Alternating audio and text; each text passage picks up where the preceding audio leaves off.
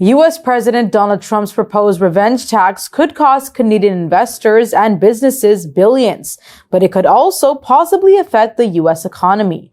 The tax would target foreign countries and entities, including Canada, with so-called discriminatory levies such as the digital services tax. A U.S. congressional analysis warns the move could trigger capital flight, reduce U.S. asset values, and lead to long-term revenue losses. Canadian officials are watching closely and have yet to respond to the proposed tax bill.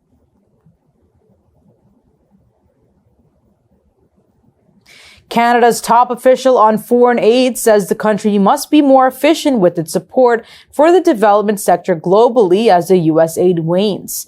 Randeep Sarai says his priority is to ensure that aid reaches those who are in most need and showing Canadians the impact of their contributions. He says clear messaging along with proper branding can build global trust and domestic support. This comes as aid groups warn that delays in funding gaps risk sidelining Canada's role on the global stage.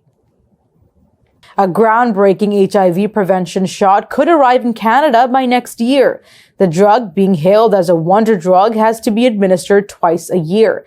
The injectable, called lenacapavir, was submitted to Health Canada in April and is now under review. Approval is expected by mid-next year. The drug has shown very effective results in preventing new infections and could revolutionize HIV prevention. However, concerns over cost remain.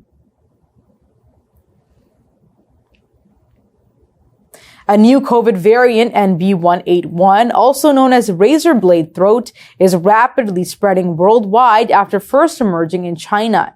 It now accounts for more than 10% of global cases. The virus has been detected in the U.S. in low numbers.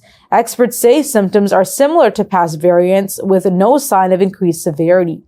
One prominent symptom includes cutting pain in the throat, giving the virus its nickname. They say the variant can be resistant to immune defenses. However, current vaccines are still expected to protect against severe illness. Health officials are urging high-risk groups to stay up to date on their shots. That's all from our Toronto studios. Thank you for watching Muslim News Canada. We are a community channel dedicated to bringing you stories you can trust. Please like, share, and subscribe to our content. You can also comment to let us know what you think of our coverage. You can donate now by visiting muslimnetwork.tv/donate. For more content, keep watching Muslim Network TV.